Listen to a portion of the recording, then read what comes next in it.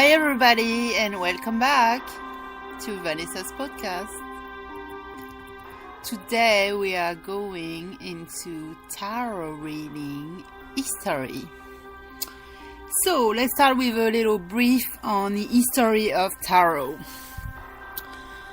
Tarot is essentially a card game designed to tell fortunes and reveal the future. It didn't start off that way. At first, tarot was simply a deck of cards for playing card games socially.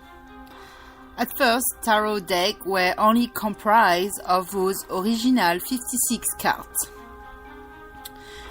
And they look nothing like they look like today. It was pretty simple. There was no major arcana section whatsoever. They were just the court face card and the remaining 40 suited cards. And with each suit counting ace 10. The early days of tarot were also likely not as ancient as you'd like to think. Early days of tarot were simply the late 14th and early 15th century. Much younger than most people think it come across. So, alright. Now, I'm gonna go the art of tarot. Regardless of how old it is exactly, tarot is a divinatory art that uses symbols, number, and connection to the collective unconscious in order to express its meaning. It's designed like a card game with 78 cards versus the standard deck with 52 cards. It's not played like a standard deck of cards either. Tarot relies on ancient mystery to establish its visual truth, and by arranging the card in a certain fashion, you can receive insight into your issues or illness, and you can obtain message from your higher self and the universe. Connecting to intuition. Tarot card reading is so much more about connecting to one's higher self than it is about divining the inherent truth of a card. The card always contains the same image and the same basic meaning, but by you shuffling and intentional questioning of a deck, the card groups into arrangement that reveal deep and lasting truth that will resonate only for the querent. However, it must be emphasized that the cards are not the entities that hold power with tarot, and neither is the querent, the person you're drawing cards for or about. The reader of a card is that entirely, and his or her higher self is the center of that power. When you decide that you're ready to embrace tarot and start reading the cards, remember this truth as you proceed. So it is really important that you trust your tarot card reader and the person is going to do your reading. It doesn't necessarily matter what deck you choose, for it's much more important how you use the cards of any deck.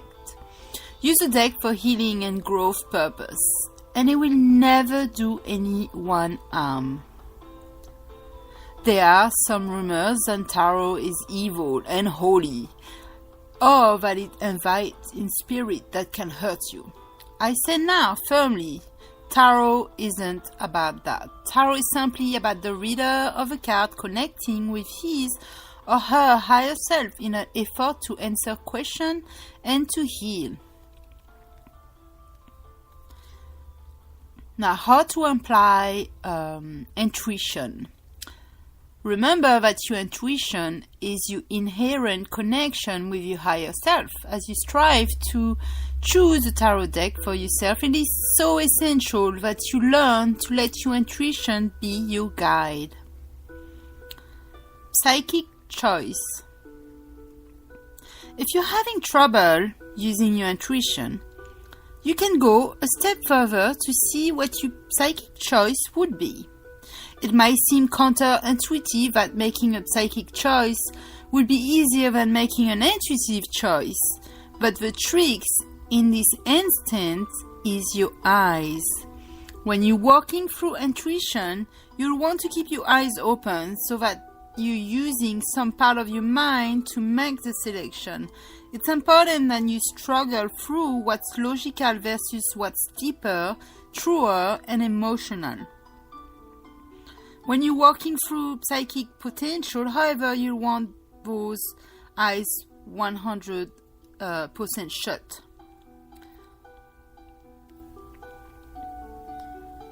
Alright, and that's gonna do it. Okay, reading the card. Now that you receive some assistance in choosing your deck, you're going to need to understand exactly what you're getting yourself into. Tarot is a beautiful divination art that allows you to connect with real, deep within and far outside the self. It's a helpful tool used to provide growth, balance, support, and flourishing to anyone's life. There are so many different things you can do with a tarot deck too. It might all look the same for you, always just shuffling cards and drawing some out of the deck, but the intuition behind this act can vary significantly to the potential benefits of so many people.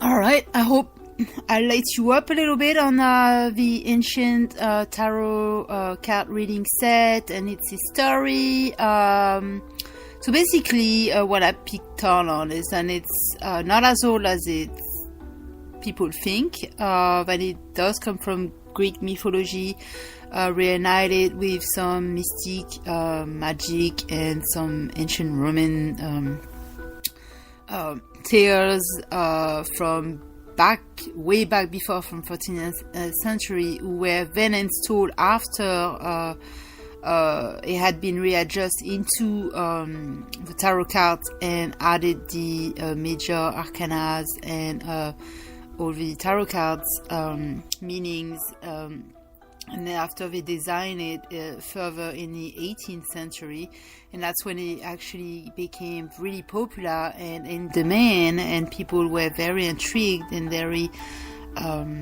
interested in getting readings and significance to meanings of their life and meanings of their days, and just wanted answer, period.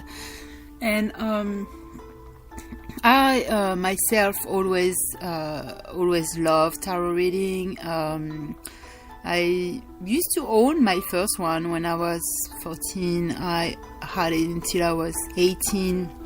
I was always intrigued. I was always so excited when I go by a shop, a crystal ball shop, or just tarot reading place. I remember always wanted to do more, to learn more, than I asked the whole set, very expensive set, and learn about reading the lines, the hand lines, and astrology and all this stuff. And so I thought I became an expert when I was like 24, 5.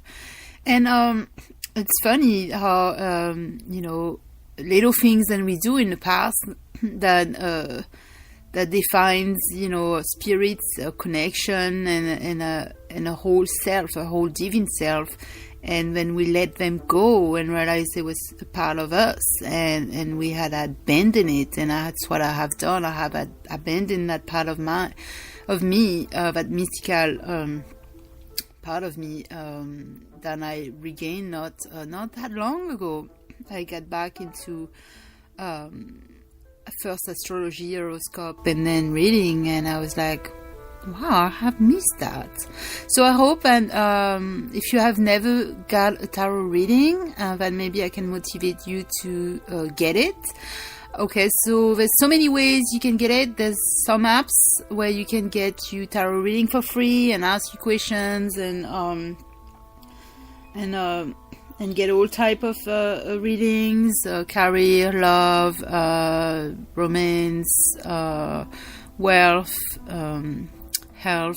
You can also ask about prosperity, new life, about life decision, all this, and then you can pay for somebody to give you a reading, which could be much more powerful for you.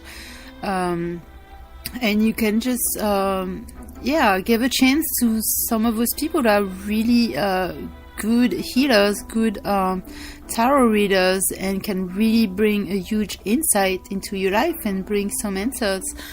So I hope everybody's having a great day. Then you're feeling rested, then you had enough time to reflect on yourself, and then you feeling wonderful today on this Monday morning and fresh to start a new week.